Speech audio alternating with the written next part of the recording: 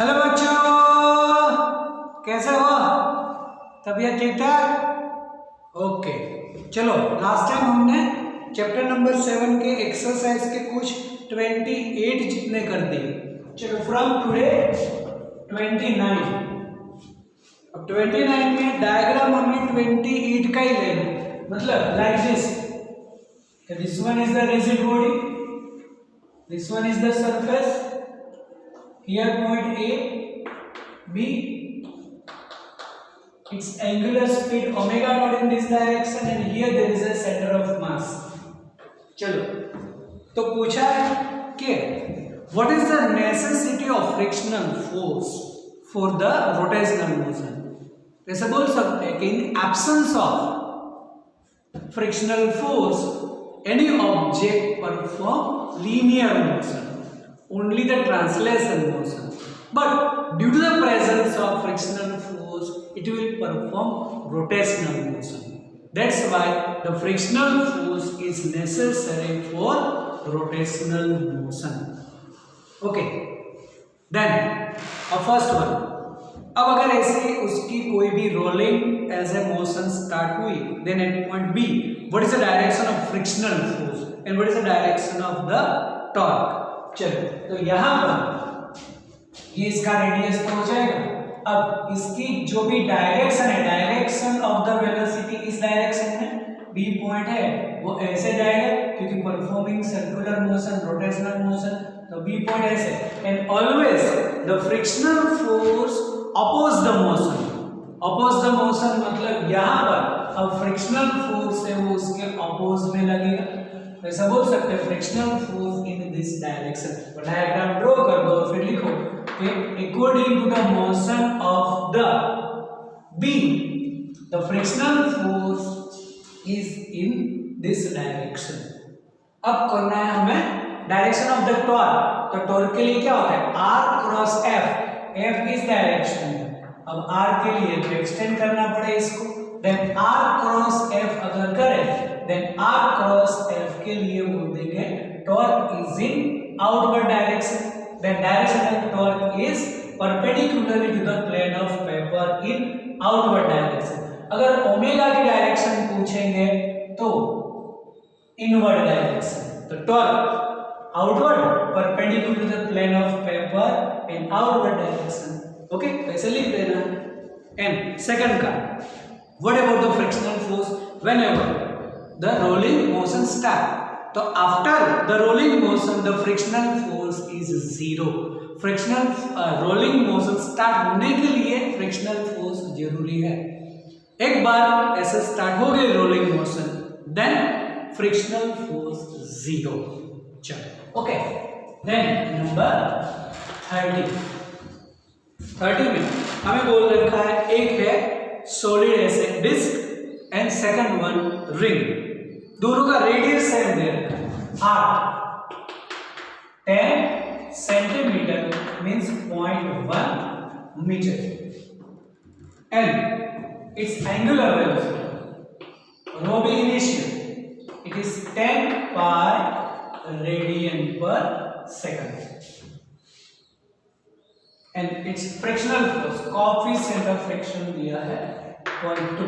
Then which one start rolling motion earlier, मतलब जो disc है वो स्टार्ट करे कि रिंग है वो स्टार्ट, कौन सबसे पहले उसकी रोलिंग मोशन स्टार्ट कर सकता है। ओके, तो चलो अब यहाँ पर जब भी कोई भी टाइप की रोलिंग मोशन है उसमें हम दो मोशन बोलते हैं, linear as well as rotational. तो दोनों का हमें सोचना है।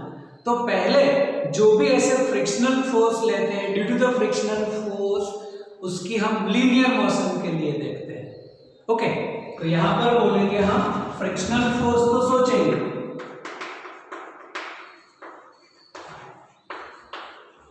But for linear motion, linear motion के लिए फ्रिक्शनल फोर्स तो वो हमें पता है कि F is equal to mu S N. Okay, और जो n की वैल्यू दैट इज mg, और यहां पर जो फोर्स है तो f इज इक्वल टू हम बोल सकते हैं ma। Then what about its only the acceleration, linear acceleration mu S G. Okay, तो एक हमें मिल गया उसका लीनियर एक्सेलरेशन। ऐसे ही फ्रिक्शनल फोर्स लेते हैं,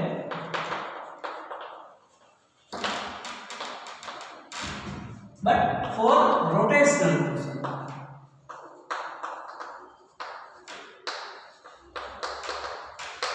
तो यहां पर फ्रिक्शनल फोर्स में हम बोलेंगे यहां पर टॉर्क,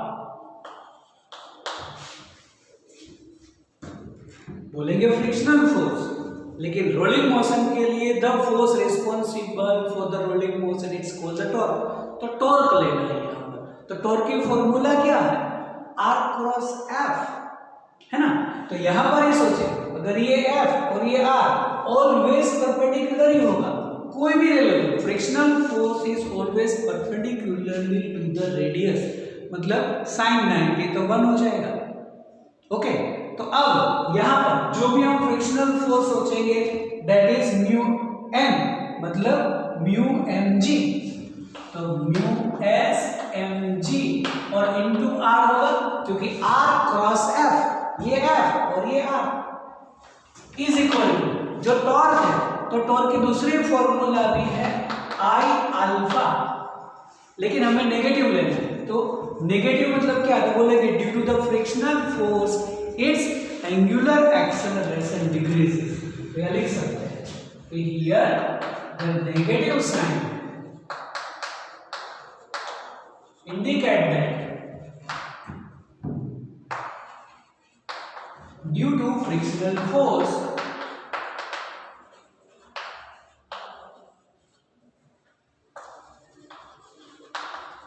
angular acceleration decreases।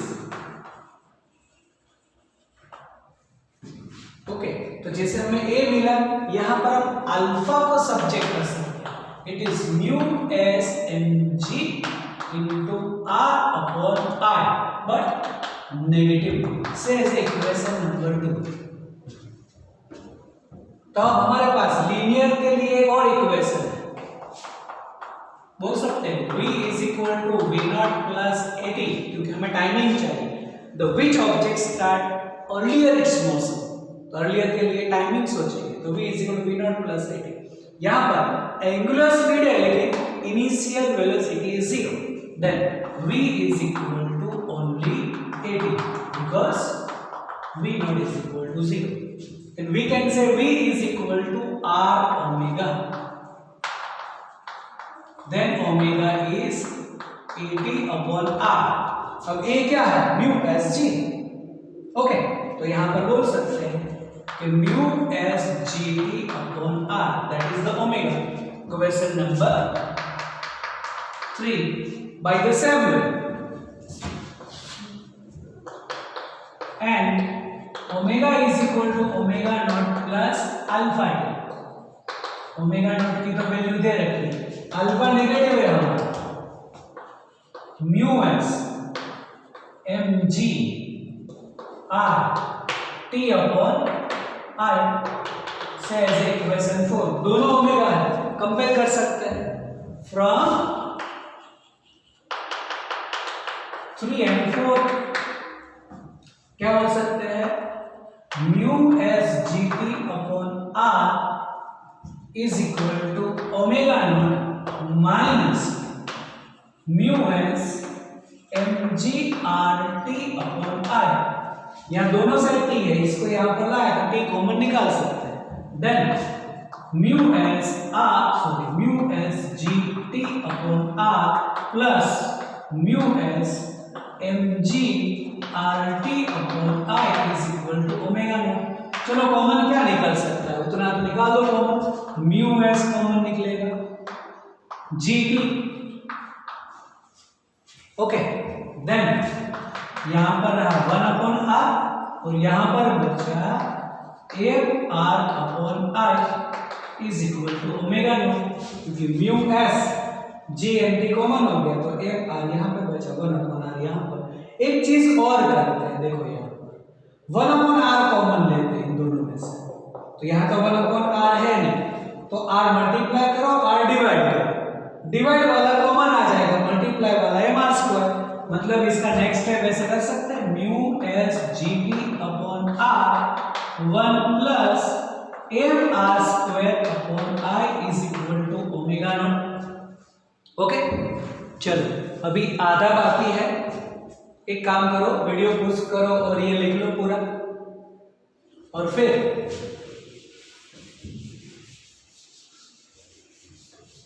अब यहां अगर हम t को सब्जेक्ट कर दें then it is omega not r, क्योंकि ये जो है वो मल्टीप्लाई में आएगा और ये पूरा डिवाइड, मतलब divided by 1 plus mr square upon i into mu S G. Okay, चलो अब यहां पर हमें करना है दो ऐसे अलग अलग ऑब्जेक्ट के लिए टाइमिंग। तो पहले बोला है हमें डिस्क, तो बोल सकते हैं for disc the moment of inertia is mr square by 2, then what about the timing? Then it is omega naught r upon 1 plus, देखो यहाँ पर ये mr square by 2 रखेंगे तो 2 ऊपर आ जाएगा, 2 प्लस 1 डायरेक्ट 3 कर देते हैं एम म्यू एस जी।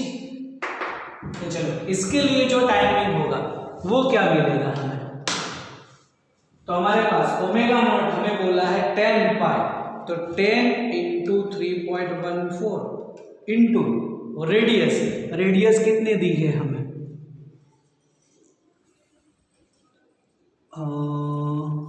हाँ रेडियस दे रखी है 0.1 divided by 3 divided by mu S कितना दिया 0.2 डिवाइडेड बाय जी की वैल्यू 9.8 ले लेते, तो ये मिला हमें 0.53। एक बार कैलकुलेशन कर देना, कुछ इतना ही हमें आंसर मिलेगा नियर अबाउट। ओके, 0.53, तो 0.5 भी बोल सकते हैं, 0.53 बोलो। चलो अब करते हैं for ring, what is moment of inertia, only mr square, only mr square मतलब कैंसिल हो जाएगा 1 plus 1 2, it is omega not r upon 2 mu S G, इसकी वैल्यू थोड़ी ज्यादा आएगी। ओके, ये कुछ मिलेगा 0.8 second,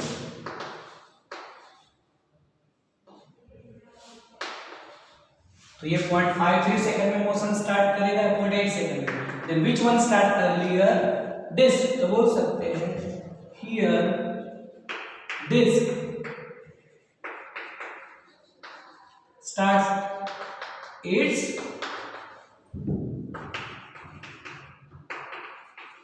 rolling motion early। Okay, video push करो और पूरा आंसर लिख दो इसका। ओके, चलो अब इसके बाद नंबर 31,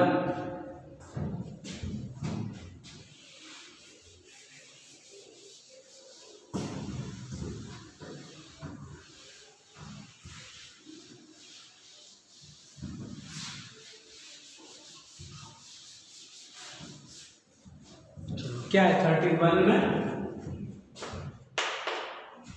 इसमें भी कुछ हमें मास दे रखा है, रेडियस दे रखा है, और वहां पर थीटा दे रखा है 30 degree, and its performing rolling motion, और उसका as a coefficient of friction दे रखा है।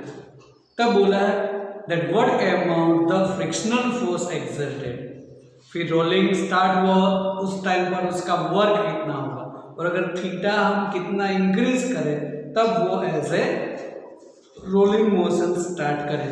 तो देखो यहाँ पर अगर लिस्ट आउट कर दें, मास इज 10 kg, रेडियस जो दिया है वो 15 सेंटीमीटर मतलब 0.15 मीटर। ओके, थीटा हमें दे रखा है 30 डिग्री और कोएफिशिएंट ऑफ फ्रिक्शन है 0.25। ओके, तब यहां पर हमें बोल रखा है कि how much the frictional force exerted. देखो यहां पर फ्रिक्शनल फोर्स की पहले फॉर्मूला एक्सेप्ट कर लो और उसको बाद में डिराइव करेंगे। इस न्यूमेरिकल में डिराइव करना जरूरी नहीं है। Then frictional force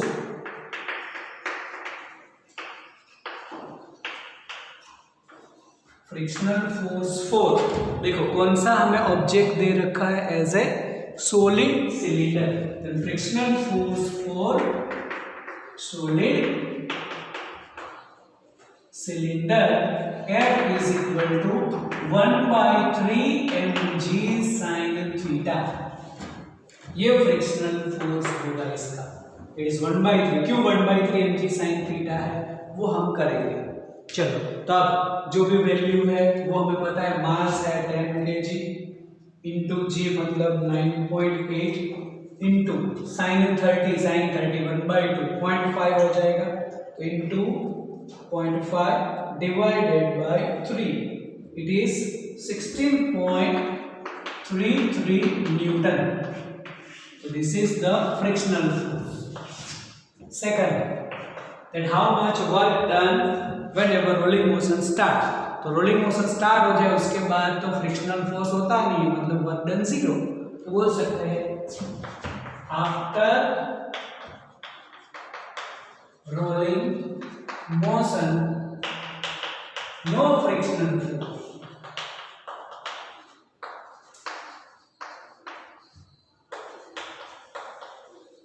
acting on system, so work done W0 हो जाएगा।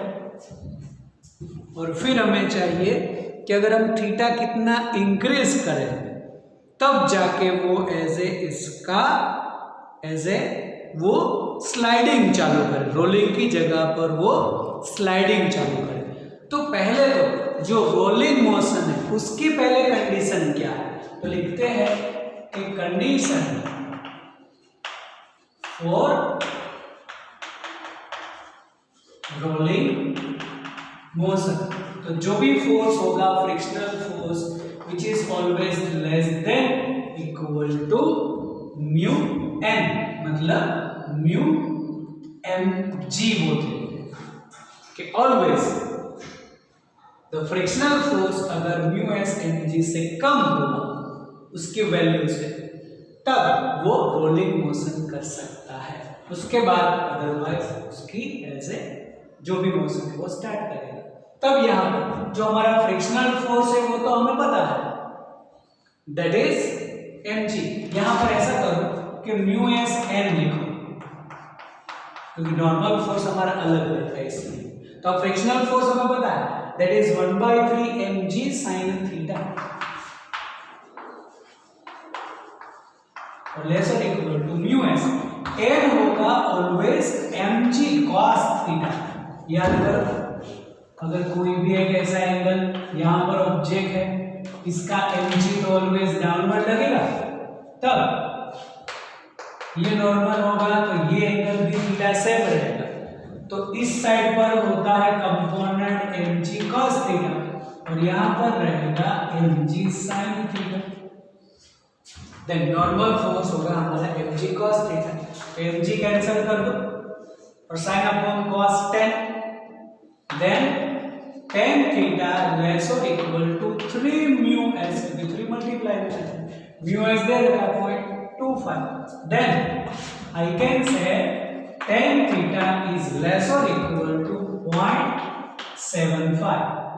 जो थीटा की वैल्यू है वो कितनी होनी चाहिए, तो tan इनवर्स 0.75, tan के टेबल में देखो इट इज 36 डिग्री 52 मिनट। अगर ये वैल्यू इससे कम है तो वो रोलिंग मोशन करेगा। If theta is greater than 37, near about 37 degree, it will start it's sliding motion. अब वो रोल नहीं करेगा, थीटा थोड़ा ज्यादा हो जाएगा तो रोल की जगह पर वो डायरेक्ट स्लाइड करेगा। तो ऐसा बोल सकते हैं कि whenever theta is greater than 37 It will perform only the sliding motion without rolling. Okay, तो एक लास्ट सेंटेंस लिख लेना है। चलो, अब ये क्यों है 1/3 mg sin थीटा, वो भी करेंगे, लेकिन उससे पहले एक और न्यूमेरिकल कर देते हैं जिसमें हमें बोल रखा है कि ओनली ट्रू एंड फॉल्स हमें दिखाने हैं। ओके, तो नंबर 32 ये भी लिख दो, वीडियो पोस्ट करके कंप्लीट कर दो। चलो, अब नंबर 32 के लिए ट्रू और फॉल्स कर दे, फिर लास्ट वाला जो है वो करते हैं।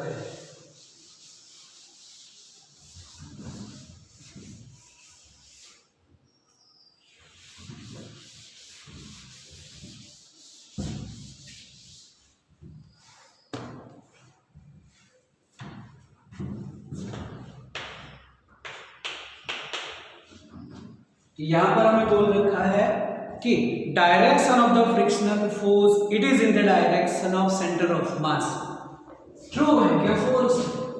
तो देखो, कोई भी ऑब्जेक्ट, ये इसकी सरफेस है, ये सेंटर ऑफ मास, अगर वो इस डायरेक्शन में कर रहा है मतलब आगे जाएगा, तो centre of mass is in this direction.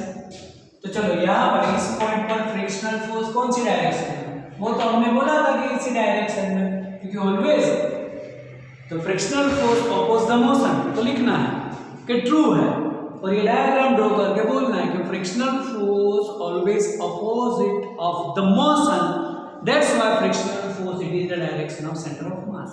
Okay, तो ये सही है, ट्रू है। चलो, second, at the point of contact the instantaneous speed is 0।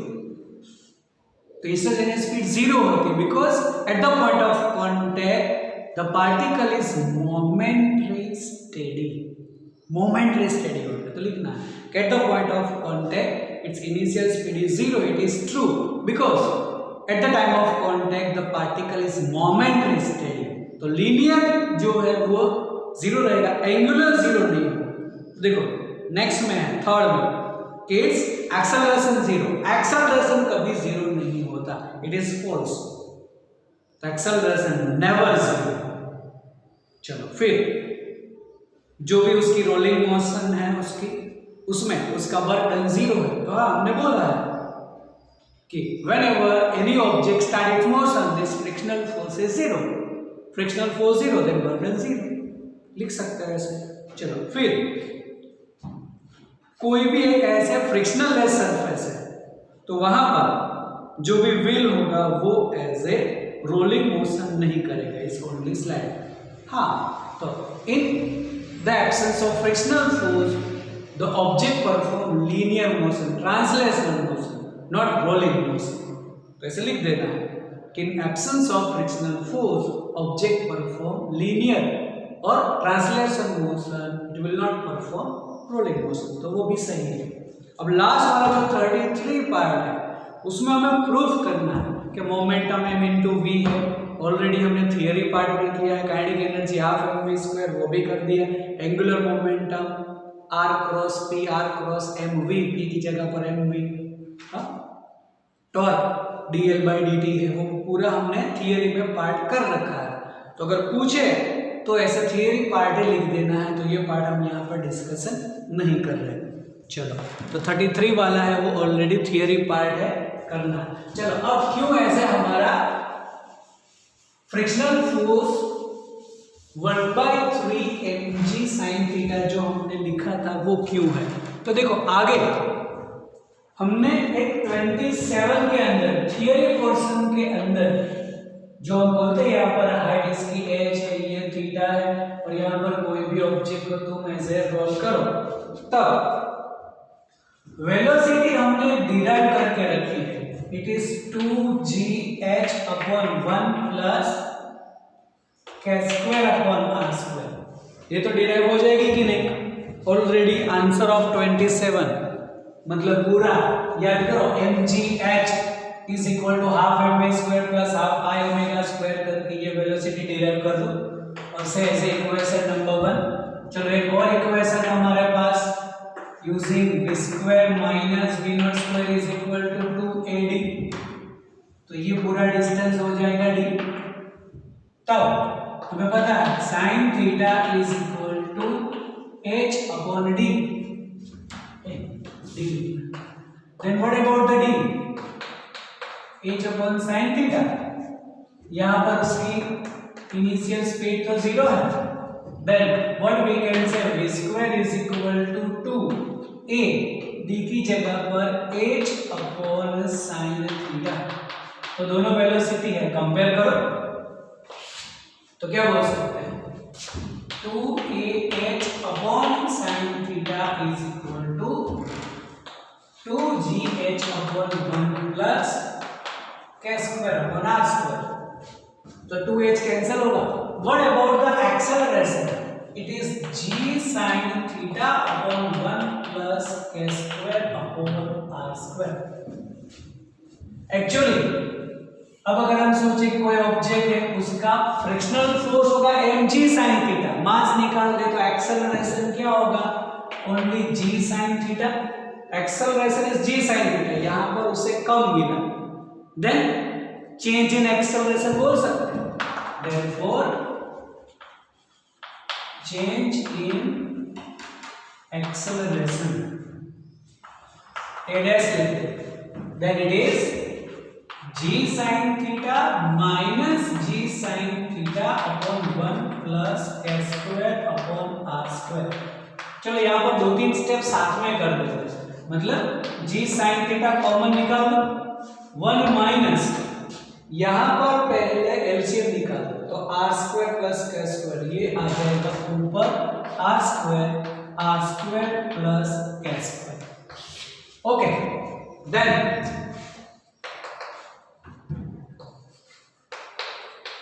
अब g sin थीटा ये यहाँ पे मल्टीप्लाई करोगे, ऑलरेडी हमने थियरी पार्ट में कर रखा, r square plus k square minus r square, सिर्फ k स्क्वायर ही बचेगा। देन k square upon r square plus k square और डिवाइड कर दो, then g sin theta is 1 plus r square upon k square. Okay, this is the acceleration. अब यहां पर अगर मैं फ्रिक्शनल फोर्स कर लूं F, then F is equal to mg sin theta 1 plus r square upon k square. This is the general formula for any object. अब यहां पर हमें ऑब्जेक्ट कौन सा दे रखा था? देन ऑब्जेक्ट हमें दे रखा है solid cylinder.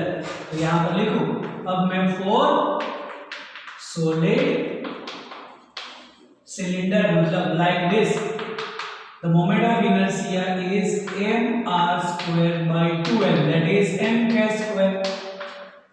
Then what about the radius of gyration? K square is r square by 2। यहाँ पर अगर मैं r square by 2 लिखूं तो r square कैंसिल और न्यूमरेटर 2 plus 1 3, क्या हो गया frictional force 1/3 mg sin theta. ये है वो कोई भी ऑब्जेक्ट के लिए, और ये पर्टिकुलर सॉलिड सिलेंडर, तो ये हमने डायरेक्ट लिया था। ओके, तो तुम डायरेक्ट भी ले सकते हो, अदरवाइज ये फॉर्मूला याद रखो, और सॉलिड सिलेंडर की जगह कोई दूसरा ऑब्जेक्ट है तो यहां से तुम कर सकते हो। ओके, तो यहाँ पर सभी न्यूमेरिकल हमारे खत्म हुए इस चैप्टर के।